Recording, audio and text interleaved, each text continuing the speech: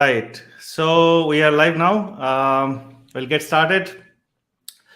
Hey, Kostav, thanks a lot for taking your time out for this, quick session that we want to do today. So before we get started, why don't you introduce yourself first, and then we'll get started with our agenda. Hey, Tabas. Yeah, sure. So this side Kaustav, and thanks for inviting me for this session. And this side, yeah, Kaustav. So I have been working on in and around the software industry for quite a long time now. Don't call me ancient, but still I'm pretty old in this particular industry. Very enthusiastic on the UI side and very enthusiastic in the on the all the contemporary technologies. Doesn't matter whether it's web development or the software development, any tech, anything I'm pretty much interested. So my majority of my career went in kind of a full stack development, but my majority of my hobby project gone into some kind of like IoT and other stuffs. I have plenty of that. Few of them I have completed, a few, and many of them I have not. So yeah, that's pretty much of me. I okay from demographic purpose. I stay in Bangalore. I work from Bangalore. Born and brought up in a place called Siliguri in West Bengal. Yeah, that's pretty much from my end, Tapas. Over back to you. Yeah. Thanks for introducing yourself. So I'll just add to that introduction again. So as we will be having this live in the context of React Play, and we're also kind of going to talk about Nhost with whatever our understanding, our learning about Nhost. So Kostav plays a great role in React Play. So he's our kind of solution architect of the React Play open source platform, where whatever if you're experiencing React Play, whatever you're seeing, like there are a lot of thoughts, a lot of brain, of course, is in that. And he's probably one of the person who explored Nhost a lot. So we thought, okay, what will be kind of take his help to kind of learn Nhost a better way. All right. Well, So yeah, go ahead. yeah, I'm still learning. This I definitely don't call myself as an expert here. So yeah, whatever I know, whatever I have learned, whatever the hiccups I have had, definitely if it's worth to share, we'll definitely share it. All right, so we'll get started. So what we'll do, Kostav, is we don't have any formal presentations and things like that because we have just thought about it yesterday night and doing it kind of impromptu stuff. So we'll go more informal way in this thing, and we'll see how thing goes. Okay. So I Sure. have I have a few questions, and I promise to kind of take part in answering some of those. So I have a few questions, and we'll kind of go in this way. The first question probably that comes in everyone's mind, why we are talking about Nhost. So in this particular live, so just to clarify, is like we are running an hackathon right now, which is called Hackerplay. Is from React Play platform. And in this hackathon, one of the criteria that we are keeping is like whoever building any application as part of Hacker Play, they have to use React or any React-based framework, and they need to use any of the services from Nhost. Nhost is sponsoring this hackathon, and also at the end of it, you write a blog article and publish it on React Play blog. Explaining what is your experience of using everything together. And in last possibly 9 to 10 days, we have got a lot of excitement and the queries around Nhost, how to use and things like that. We have pointed to various documentation, people got answer, but still we thought, okay, we'll do a quick crash course of whatever we know and how we are using Nhost with React Play, so that it is going to take people into the next level, and they kind of start doing the stuff. All right, so first thing, probably I'll get started by explaining what is our understanding of Nhost. So it is better to explain by sharing my screen. So I'm going to present my screen in a moment. Share the screen. Yeah, sharing. And I hope that my screen is visible to all of you. All right, so if you go to nhost.io, and if the first message at the top, what you see is like an open source Firebase alternative with GraphQL. If you are aware of what Firebase is or what GraphQL is, I think that statement is pretty easy to get. But I will try to make it a little bit more easier. So Nhost is something like you can think as a backend as a service. So when you're building a full stack application, you need front end, you need backend, and for the front end and backend to usually talk to each other, you need APIs. Now, front end, we are very much aware, like you can use a React, Angular, Vue, anything, right? You build the application, the front end application, you deploy it on, say, Netlify or Vercel, and you make it accessible as a public URL, your application. But most of the applications require a backend where the data can be persisted. And from your UI layer, you need to talk to the data through APIs. Now, if you have to build these APIs, from the scratch, if you have to worry about what database to install, if you have to worry about where to kind of host my database in the public, so that on cloud it is kind of there, it's too much of headache. That's why Nhost come into the picture, which provide you the entire backend as a service, where you get the database for free. You get a GraphQL API interface to create your GraphQL much faster way.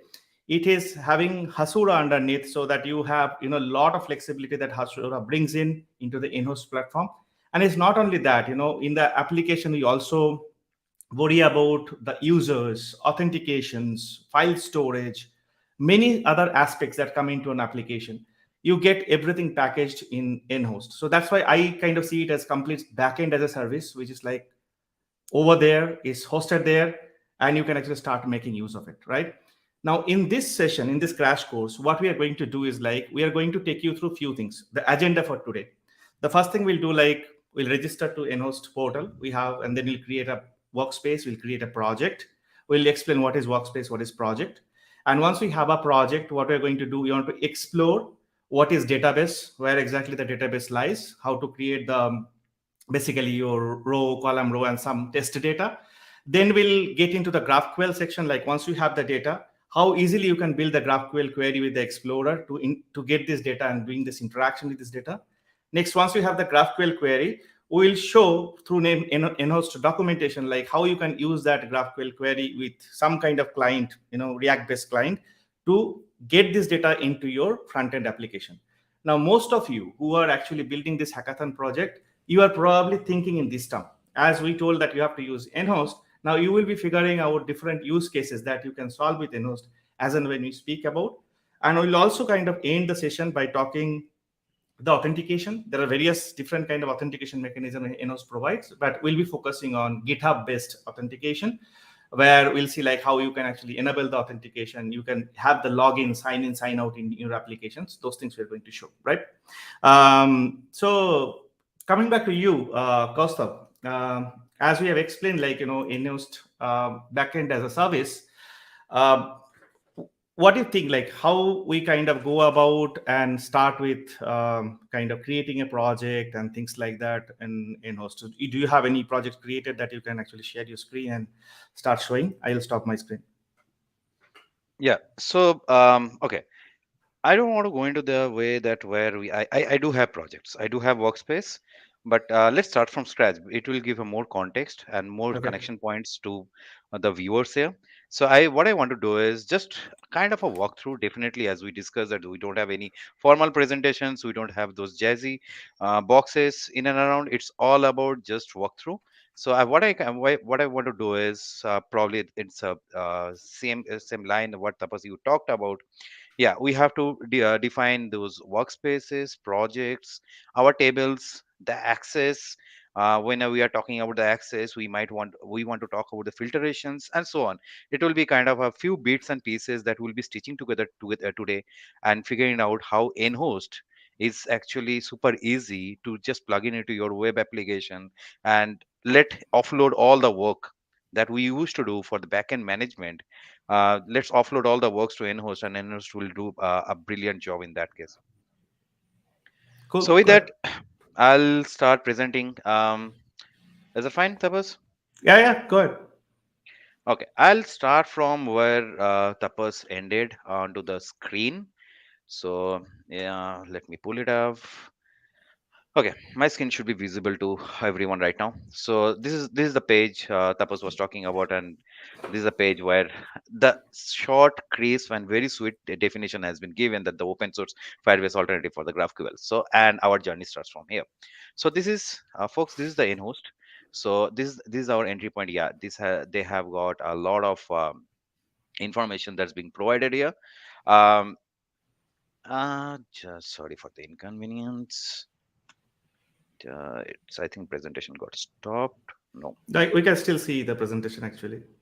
Okay. Yeah, Okay. you can go ahead. Okay. Fine. So this is the enough page. It's talking about the features. It's talking about that frameworks that's being used. I don't know why it is happening in this way. Let's keep on coming. Okay. I'll proceed. Okay, what I want to do is, first of all, I want, means it's simple.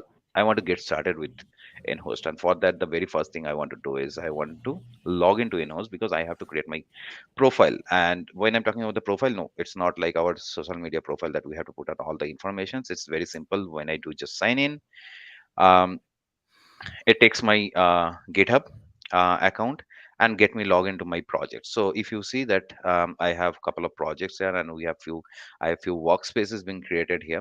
So the definitions are pretty simple. The way that we understand projects and workspace is absolutely same here. So what we can do is we can create a new workspace. Let's say it's called, I have to pull this up in host.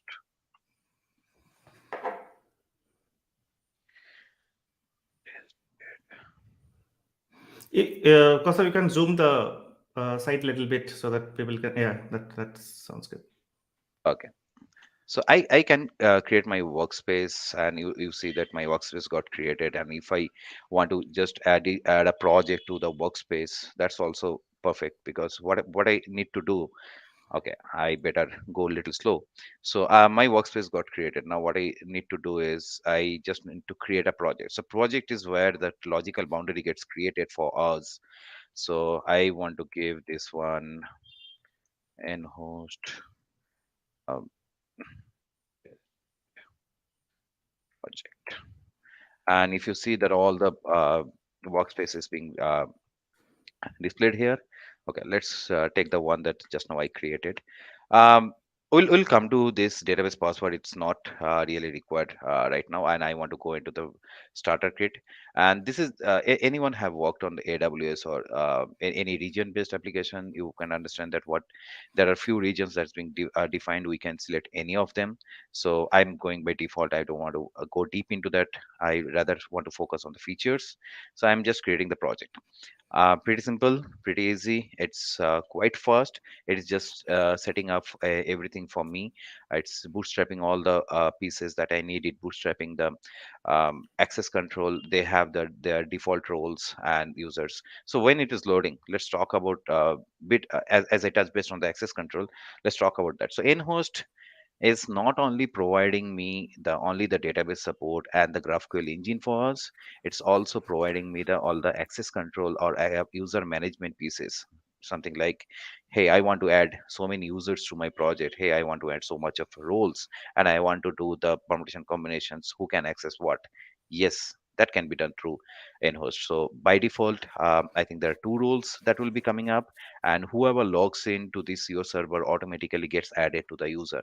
And you can do the user management where you say that, hey, I have a new role called data administrator, and the person who is joining in XYZ should be the database administrator. I can just simple, it's just a one-to-one mapping, go ahead and assign to that particular role, and whatever the permissions the role has got, it will be automatically given to the XYZ. It's a standard template. So yeah, so our project got created.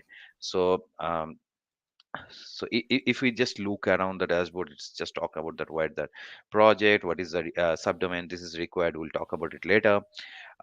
Where it is located, and that there are a few documentation, start learning, get started kind of things that's readily available. We'll touch base on that as well. Now, if we look into the left side, the most of the things that we are looking, or looking from nhost, is being displayed here. I would rather go into a bottoms up approach and go to the settings. So Tapas was talking about, like, what are the authentication provider that we have. Yes, we have this many authentication provider, and I am not touching them right now. We'll get back here. And second piece, when our authentication is done, there is very very important concept is who can do this authentication, who can invoke this authentication mechanism, and after the invocation, where is my redirect URL? Again, normal authentication mechanism. These are the mandatory parameters we normally give. So if you see, what this one by default is expecting is um, the localhost 3000 and the redirect URL that we can put any number of redirect URL, and it's a comma separated one. For example, I can literally say that my client URL is costof.com, and this actually exists. Okay, anyway, and redirect URL. So within the costof.com, if I have many other URLs that specifically individually want to pick up and do the redirections, yeah, please come here, do the comma separated values, just go and enter and just save it off. Now this is the basic setting, and if you notice, I just skipped all over this, all the other flags here. That's not super mandatory right now from the context of what we are actually presenting from hacker play perspective. Yeah, and also Now, I want to add that one mhm, thing is like we have not explored a lot of its potential yet. Like there is like magic link, authentication. There is like SMS service authentication and things like that. I wish to kind of first run it through some of the test application and then kind of grade it gradually to React Play. But we'll be focusing on an authentication using GitHub, in this particular course, right? Okay, Costa, over to you. absolutely. Yeah, thanks for pointing it out. Okay, so okay, let's, as we talked about authentication, I thought I'll touch bases at the end, but let, let's talk about that how this signing providers actually works. So we have all these providers, and we have talked about that. For this particular session, we'll be concentrating on GitHub. So if I click on the GitHub, if you see that I can enable this authentication. So as soon as it's enabled, there are a few settings that we have to take care about. Now we have enabled by just saying those, just saying this flag. What we have done is we have enabled the authentication, but there is one more step that need to be done, is like where this authentication will be tied up. I mean, for which application on your GitHub. So what I can do is, as of now, I am just saving it. Okay, so once I save and I come back to my sign in method, so if you see, the GitHub authentication is enabled. So we have taken one leap here. That means my authentication mechanism is enabled. Now how to consume it, that is one more part. So I think we are going into the reverse direction we thought of authentication taking at the end, but it's That's okay fine. because That's both fine. are Go there. ahead. Yep. Yeah. Yeah. You have to So first authenticate and authorize to come to the application, right? So absolutely. let's do it. Absolutely. Do it at the Yeah. beginning. So this is where my GitHub authentication is done, but that is this actually the last step for the authentication and authorization.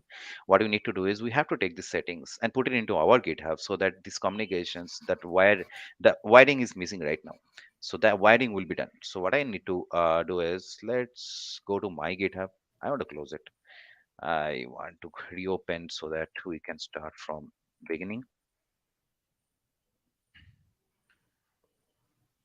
Okay, so this is my GitHub profile and GitHub account. So if I go to the settings, so there is a settings called developer settings. Zoom in a bit. Okay, Yeah. it should be good. Yeah. Good. Okay, so there is something called developer settings. So in this developer settings, we have the Auth app. So here is actually the wiring text care. So what I need to do is I can do new Auth app, but before clicking on that, I want to show it. See, not everything that we are talking about here is, it's not 100% of what enters. And as Tapas correctly said, there are plenty number of things that we have not touched on. So what we can always suggest is like, go here. If you if you get stuck, they have extensive documentation in and around it. And once I click on this help button, and whatever the page it opens up, actually I'm going to do the same thing. Only difference is I'll not just go by one line by line and doing this step, because I have done it earlier. So I'm going to the developer settings. I'm into the what apps. I am going to create a new authentication authentication. So again, I'm making something similar name. Yes, wait. Now So homepage URL is nothing but that your applications that you are running on. So I again here also I wanted to make the same. Now this is more about the demographic of this OAuth app, and now the settings comes into the picture. So if you see, there is a authorization callback URL. So this is the callback URL, and this is the wire that we have to set up from the that is the communication from the nhost. And if I go here on my nhost, and if you see that they are providing the callback URL, and they clearly calling out, paste it on our GitHub. So I just copy it, come here, paste it. I'm done actually. There's nothing extra, and I'm registering my application. So once I register my application, there will be uh, two things will be given to me. One is called client ID, one is called client secret. And if I go to my in-host, and if you notice, there is a client ID and there is a client secret, and it's explicitly called out like copy from GitHub. So this is not the thing that the initially what has been created. This is not the thing that I'm interested, because my OAuth app has created one. So I'm copying my client ID and pasting it here, and for the same for the secret as well. So I will be generating a new client secret. Um, I need to authorize it from my two-factor authentication. Give me a moment.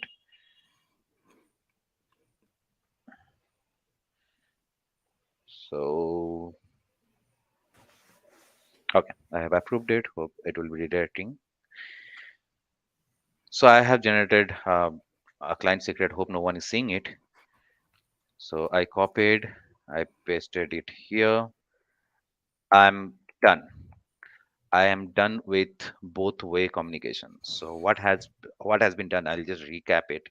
Now your GitHub app is capable of communicating with nhost. So nhost, whenever we are trying to log in to the application, let's say my application is nothing but my costof.com.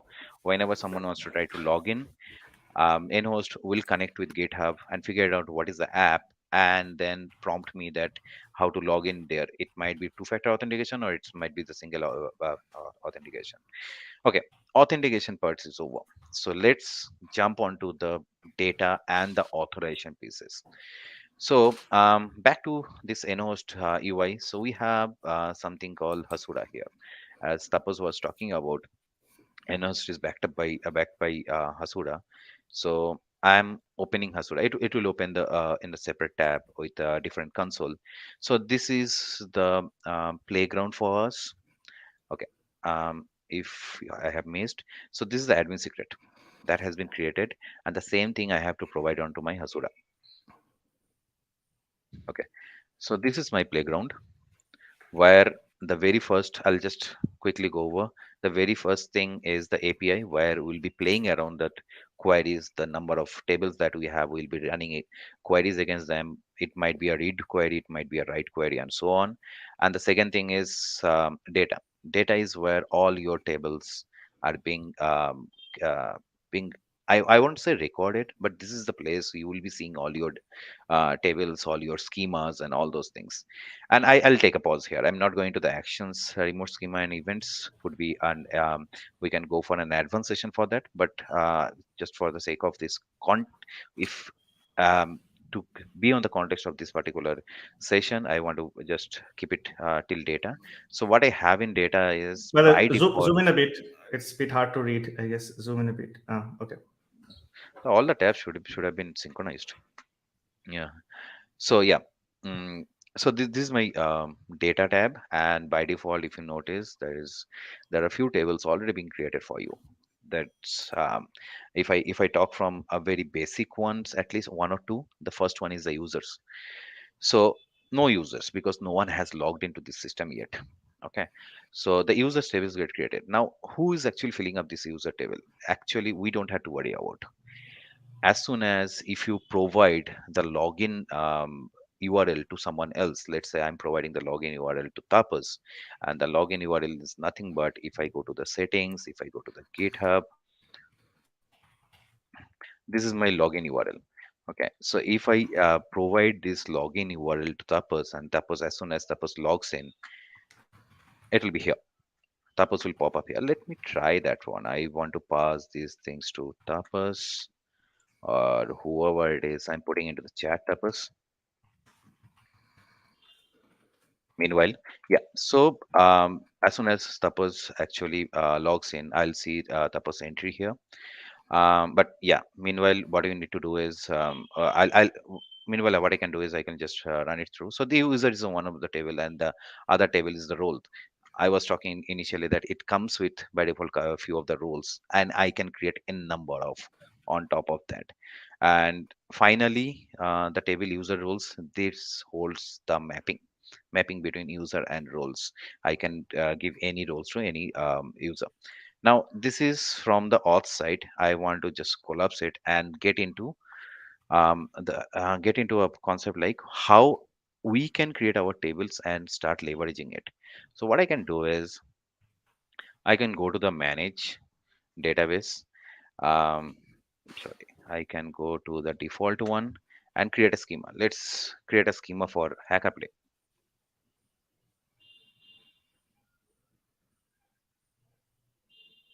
Okay. So I'm creating a new schema for Hackaplay. Permission denied database. Something is null. That's something strange.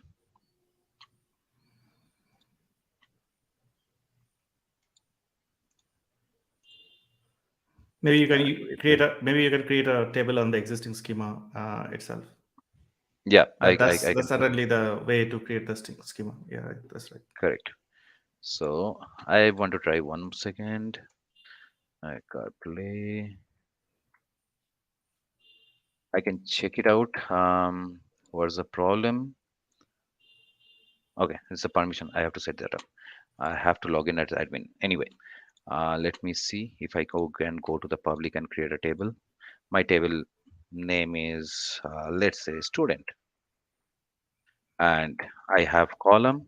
Let's call uh, let's call ID, and obviously the type. I want to put a UID, and definitely it's not nullable, and it has to be unique. Second one is the name. It should be on top of text. Again, not nullable, need not to be unique. Third thing is maybe I want to put department, and this is number because I want to do a foreign key relations later, and I'm stopping there.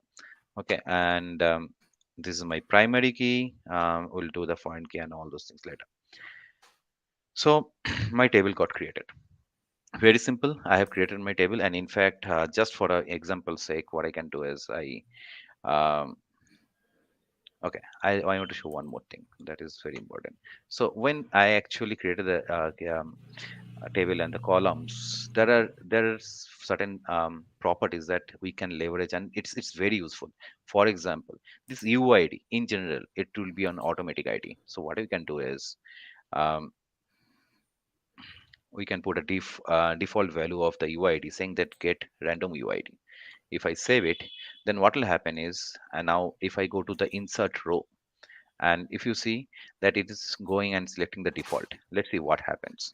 The student name is John and the department is ECE.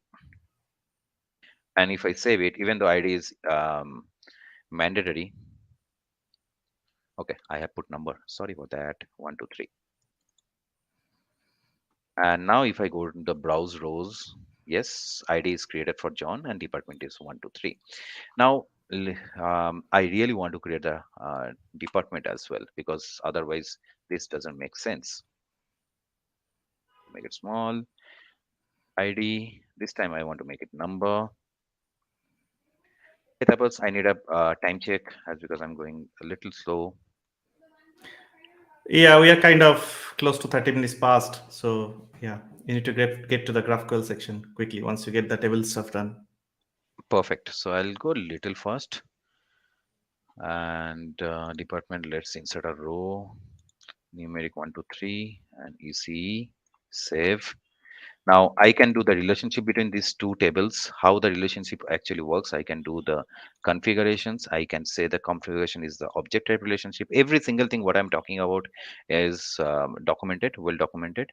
And I want to put a relationship name saying that student versus department map. This is within the public schema. Reference table is, I'm running on the department, reference table is student. So ID equals to department, done. So now whenever we are entering anything on the student or the department, it will be automatically be mapped. And the final piece here is the permission. So permission you can literally create, as I was talking about, I can create a something called db admin, and I want to give entire permissions to db admin without any check for the id and name possible. For the insert, see the tick sign came, and individually we can manage all the public. In fact, you can manage that which role can add, edit, update, select which column. That granular you can go.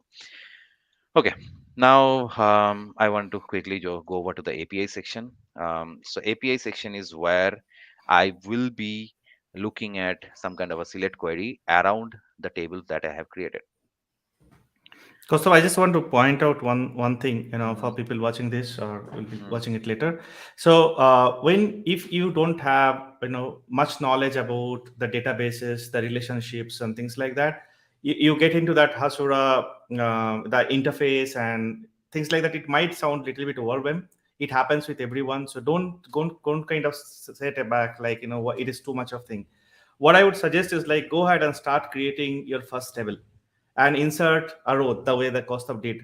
Once that is successful, I think you will just fly from there. That's what the start. So don't kind of sit like, hey, this is too many things. What is where, and how, am I going to kind of do it or not? It is easy. The first one is the one that you need to probably figure out. Yeah, Kostav, what do you? Yeah, Tapas. And yes, see, we might be doing a lot of things here, and there might be a lot of other bells and whistles.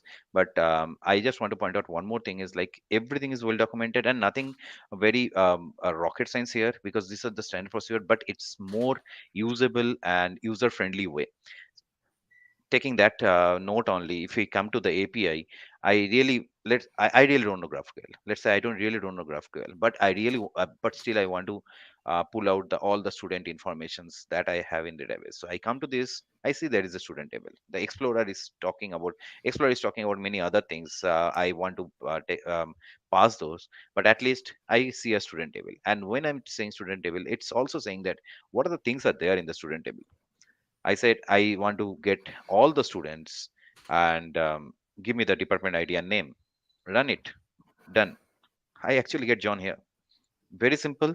Even though if I don't know the GraphQL, this Explorer, um, we do have many other similar kind of a editor and a viewer throughout the web. There are a lot of free viewer as well. We can use any of them, but the end of the day, the point here is yes, our connection is over. Now connection is over. What I'm running right now is from my profile. Again, what we can do is we can create multiple roles, give appropriate permission for individual roles, and then accordingly we can set up the permissions and all those things. This is one of the things that is actually select. I just want to take another example of mutation. Mutation is nothing but the right. So what I can do is I can go to the mutation. The previous one was a query, and I say add a mutation. Now if you see the Explorer, the elements have got changed. Now I'll be having something here called insert student. Yep, I do have. And I want to put a department this time is 456 ID. I want to automatically generate name. This time is do. Actually, I'm done.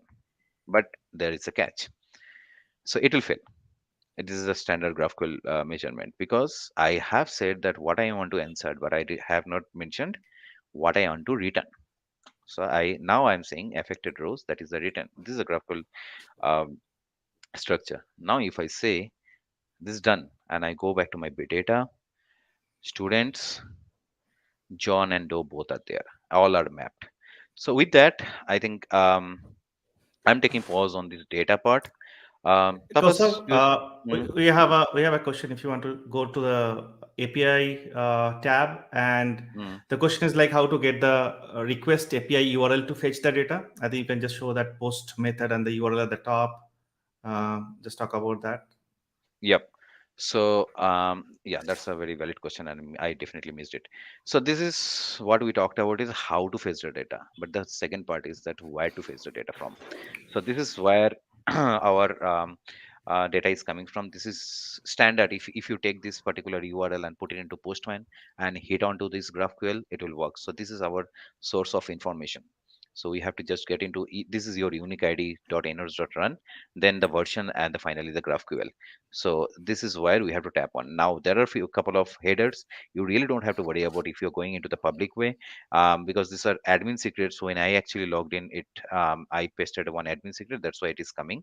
But if you are going into the um, uh, public role, you really don't have to worry about. Yes, content type JSON, you have to. Any other question, Tabas? No, okay. So there is one more thing that Sachin is talking about. One more thing is that Nhost has more granular permission structure because it's based on Hasura. Yes, we have to acknowledge that because not many application you have the privilege of getting into very granular level and manage your things almost every data corner level. So as the Hasura is in, we have that privilege of doing this. Yeah, that's right. Absolutely, and this is what I was showing, right? I want to, even though it's a wrong example, but just imagine this. This is a role called DB admin.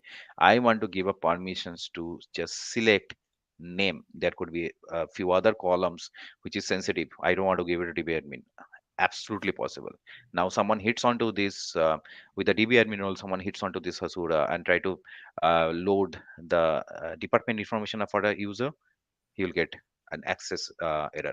So yes, the granularity of column level, granularity on the role level, every single thing is possible. And there are a couple of different things also. We can, whether we'll allow the aggregations, whether we can do some kind of a custom check for each of the select query, each of the insert query, each of the update query. Absolutely, those are possible.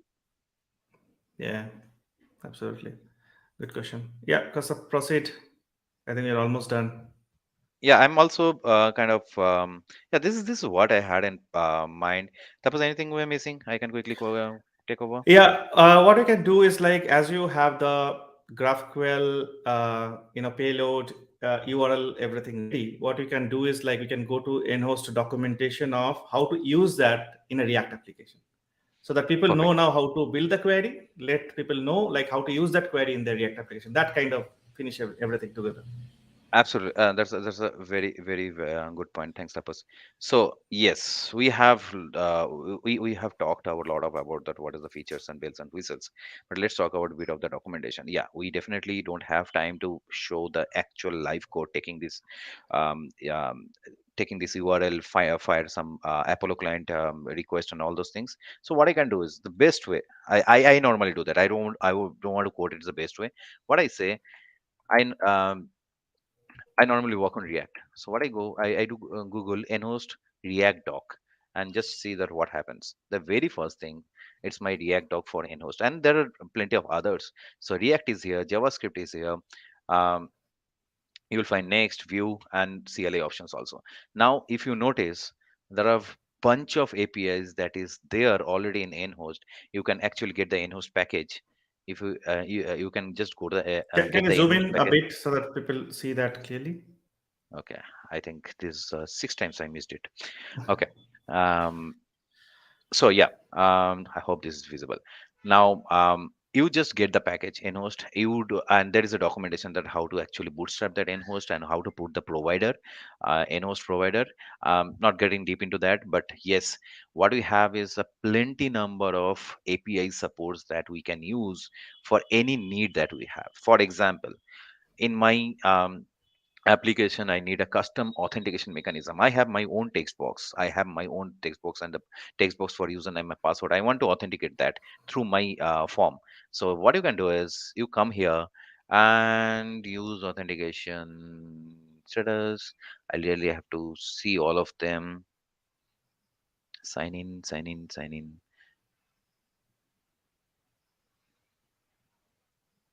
Yeah, so they have this API available for us. I can do my own sign in, and it will be through nhost. So I don't have to worry about this.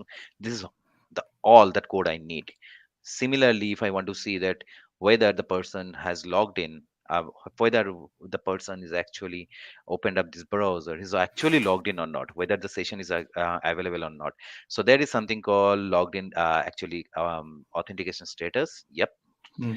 So in the authentication status, if you go, just this is just a simple React hook, and it's try to load, the value will be true, and once it is loaded, this particular information, this particular member will give me that information whether this user is authenticated or not.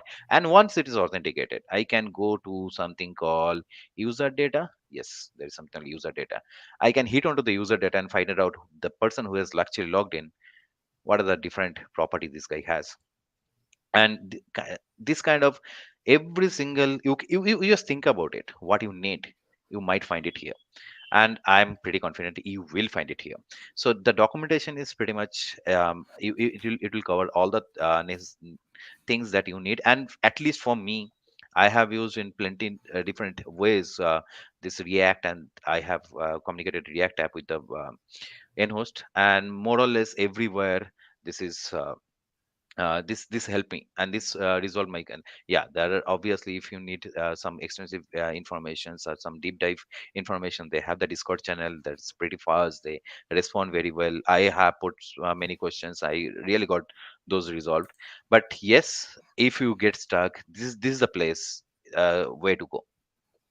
Yeah, I just want to add one more thing is like, see, if you're dealing with GraphQL from your client side application, you know that there are few providers like you have this Apollo GraphQL client. You can actually install their npm and you can get the query, and you can actually get the data basically in your React app. There are plenty of documentation already. Now, if you're using Nhost as a backend, Nhost as a wrapper for those provider. So you have the Nhost, provider. Those things you have actually come when you install the npm, and there is extensive documentation on under quick start. So under quick start, there's a quick start React, Next.js, and things like that. Under quick start React, you can find exact thing that you can actually copy paste and use in your React application after you bootstrap it, create React app. So I think once you pass the phase of setting up your account, having your database, putting the data into your table, and figuring out the GraphQL query with the GraphQL Explorer, test it out over there. You have getting the data. I think you are very much done with the Nhost portion. It is done.